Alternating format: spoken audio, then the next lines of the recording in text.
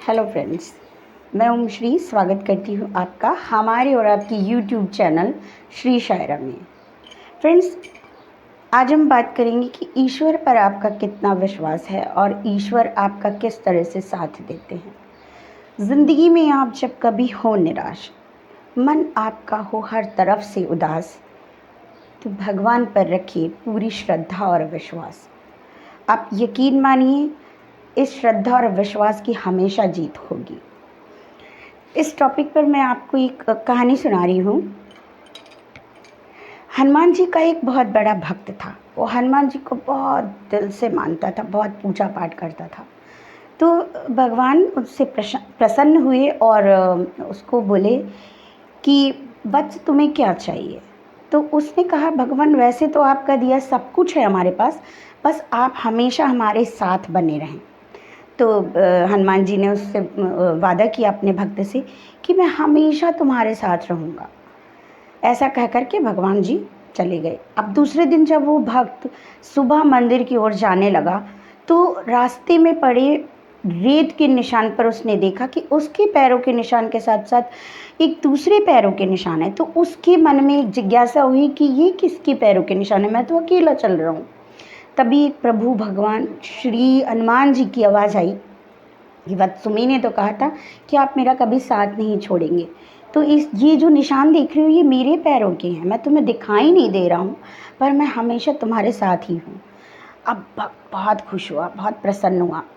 ऐसे प्रतिदिन ऐसा ही होने लगा।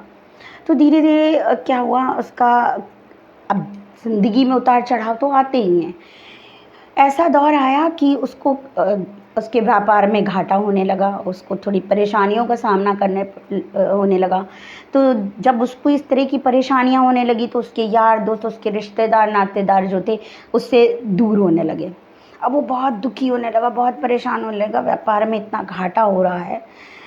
तो ऐसे दुखी मन से खैर वो किसी तरह से उसकी नींद पूरी हुई। जब दूसरे दिन वो मंदिर जा रहा था, तब जब उसने पलट कर देखा, तो देखा रेत पर सिर्फ एकमात्र एक पैर के निशान।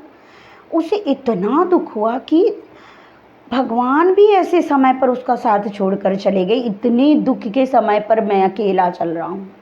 खैर जैसे तैसे कर करके उसने धीरे धीरे उसका समय बीता और कुछ महीनों में फिर से वापस उसकी परिस्थिति बदली। फिर से उसका बिजनेस चलने लगा और फिर से जो है उसका व्यापार चलने लगा और फिर से वो पुराने दिन उसके वापस आ गए। जब दूसरे दिन उसने फिर से जब वो मंदिर जाने लगा, तो उसने फिर देखा रेत पर पैरों के दो निशान।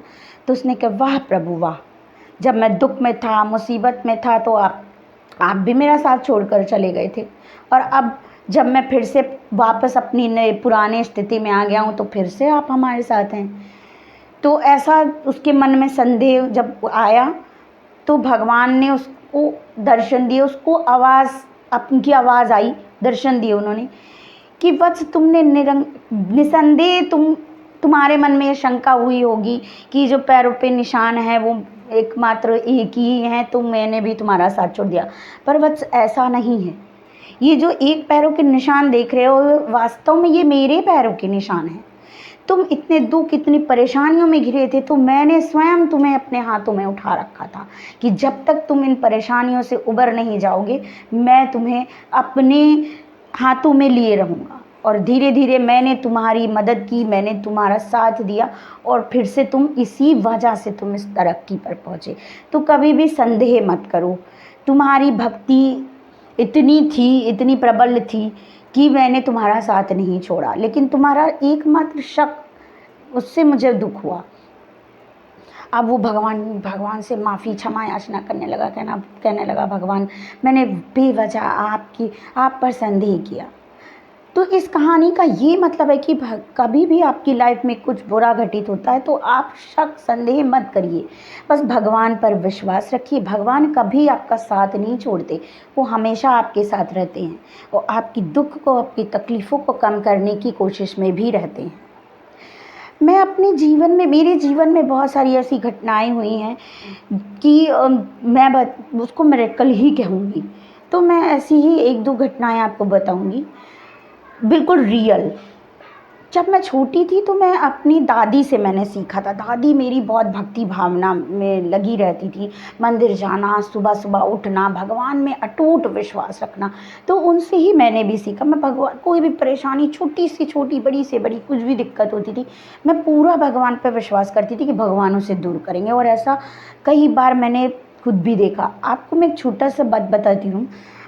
जब मैं रही होंगी 15-16 साल की, तो मैं अपने पूरे परिवार के साथ वैष्णो देवी के दर्शन करने गई थी।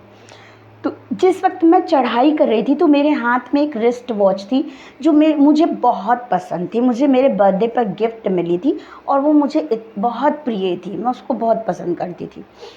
पर अचानक चलते-चलते मैंने देखा मेरे हाथ में वो रिस्ट वॉच नहीं है। मुझे लगा वो घड़ी मेरी कहीं गिर गई, और मुझे अब यात्रा मैं इतनी शुभ कर रही थी, मैं देवी के दर्शन को जा रही थी, मगर मेरा मन इतना खिन्न उदास हो गया। मैंने कहा मेरी घड़ी, अब मेरा मन सारा उसी में। मैं मन में मैं उतनी बड़ी भी नहीं थी, मेरे मन में ये आया कि वैष्णो माता के दर्शन करने जाने वालों की सारी मुरादें पूरी होती हैं, सारी इच्छाएँ पूरी होती हैं, और मेरा इतना प्रिय मेरी घड़ी अब वो कहाँ मिलेगी? मेरी घड़ी तो खो गई, अब मेरा सारा मन तो उसी में लगा हुआ है। अच्छा, इसी सोच के साथ मैं आगे बढ़ रही थी, तभी मुझे जैसे अब आगे पीछे कोई धीरे चलता है, कोई तेज़ चलता है, तो आगे पीछे हो रहा था। तो अचानक से मेरे पीछे से एक किसी वृद्ध लेडी ने आवाज़ दी मुझे।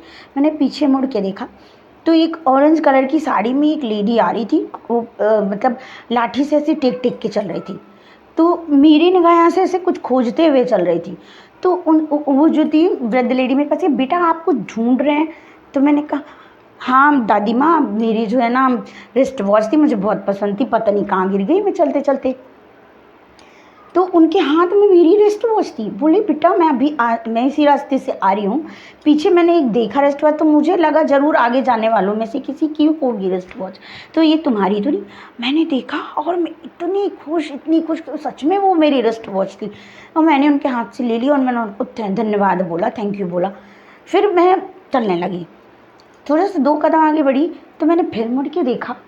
आप मानेंगे नहीं, वहाँ पे पीछे कोई नहीं था, जबकि मेरे पीछे वो वृद्धा चल रही थी और वो बहुत धीरे-धीरे चल रही थी। मैं पीछे बहुत दूर तक मैंने देखा, इनफैक्ट मैंने बार-बार मुड़ के देखा, मुझे वो फिर नहीं दिखी। ना मुझे आगे दिखी, मुझे आगे भी मैंने देखा, पीछे मुझे कहीं नहीं दिखी। मुझे ऐसा लगा अब पता नहीं, अब वो मिरेकल मेरे लिए तो मिरेकल ही था। मुझे ऐसा लगा कि जो मेरे मन में एक संदेह उत्पन्न हुआ था मेरे बाल मन में, उसको दूर करने के लिए भगवान ने मेरी मदद की, या मेरे मन को मतलब ये एहसास दिलाने के लिए कि आप यहाँ पे ऐसी पवित्र स्थान पर आएँ, ऐसी मन में कोई शंका आपकी नहीं होनी चाहिए। मैंने वैष्णो माता के दर्शन किए, मैंने हाथ जोड़ा, उनका आभार व्यक्त किया कि मुझे ये आज भी कोई भगवान की आस्था या विश्वास की बात होती है, तो ये याद मुझे ज़रूर आता है। सेकंड बात, मैं आपको रियलिटी बताऊँ, लगभग 10 साल पहले मैं आलमबाग के क्षेत्र में रहती हूँ, मैंने प्लॉट लिया था। तो उस समय मेरे प्लॉट में एक रूम बना हुआ था और बाउंड्री छोटी-छोटी सी थी। तो मतलब कि कोई भी आसानी से बाउंड्री में भी आ सकता था। पर मैंने इतना ध्यान नहीं दिया, और मेरा एक छोटा-सा गेट लगा हुआ था। तो यही नवरात्रों के दिन चल रहे थे। मैं अपने दोनों बच्चों के साथ मैं अपने मॉम के घर गई हुई थी। तो वहाँ पे एक कालीबाड़ी में वो नवमी का मतलब माता रानी का मेला लगता है। वहाँ पे खूब दिव्य मतलब श्रृंगार होता है। वहाँ पे दर्शन करने के लिए सब लोग गए थे अपने फैमिली के साथ। अब यहाँ मेरे घर में मेरे हस्बैंड की आदत थी, लेट नाइट घर आते थे, वो 11 बजे तक घर आते थे। घर पर कोई भी नहीं था। तो शायद ये बात नोटिस की होगी चोरों ने कि इस घर में 11 बजे से पहले कोई नहीं आ रहा। मैं 2-3 दिन से अपनी मॉम के ही घर पे थी। हुआ क्या कि चोरों ने सोचा वहाँ पे थोड़ा सन्नाटा भी रहता था, क्योंकि वह नया-नया एरिया बसा हुआ था, तो ज़्यादा घर भी नहीं बने हुए थे। तो चोरों ने क्या किया, हमारे घर में उन्होंने एक टाइमिंग ली होगी, 7-8 बजे से स्टार्ट किया कि 11 बजे तक आराम से हम इनके घर का जितना सामान है सब सफाया करके निकल लेंगे। उन्होंने क्या किया, हमारा मेन गेट तोड़ा, हमारे घर के रूम का गेट तोड़ा, हमारे घर के बॉक्स का ताला तोड़ा, और सारा उधर उसी टाइम पर मैं दर्शन कर रही थी माता के, आरती भजन में लगी हुई थी, उनको प्रसाद चढ़ रहा था, भोग लग रहा था, खा पी रही थी। तो उसी टाइम हमारे घर में ये हो रहा था। उस दिन इत्तेफाक देखिए कि पाकिस्तान का और इंडिया का मैच आ रहा था। हमारे हस्बैंड को मैच देखने का बड़ा शौक़ है, तो उनके मन में पता नहीं क्यों आया कि आज मुझे मैच उनके मन में एक इच्छा उत्पन्न है कि मैच देख लूँ मैं। वो पहली बार उस दिन वो जल्दी आ गए, रात की 9 बजे से पहले ही आ गए मैच देखने के चक्कर में। अब जैसे ही वो गेट पे पहुँचे, देखा गेट का ताला टूटा, अंदर भी सन्नाटा, कुछ हलचल सी आवाज़ आ रही। उन्हें पूरा शक हो गया कि अंदर कोई है, कोई चोर चोर होगा। अब वो अकेले जाने में थोड़ा-सा घबराने लगी। वो दौड़ के गए पड़ोसी, वो चिल्लाने लगी, पड़ोसी के घर में थोड़ा-सा आगे बढ़ के गए बुलाने के लिए कि आओ देखो हमारे घर में। चोरों को भी आहट हो गई कि कोई आ चुका है। अब जितनी देर में वो पड़ोसियों को बुलाने गए, उतनी देर में चोर 2-4 जो चोर अंदर रहे होंगे, वो सब 9-2 11 हो गए। अब मेरे हस्बैंड डर के मारे मुझे फ़ोन कर दिया कि ऐसा-ऐसा हो गया। अब मेरे हाथ पैर फूलने लगे, गया मेरा सारा सामान।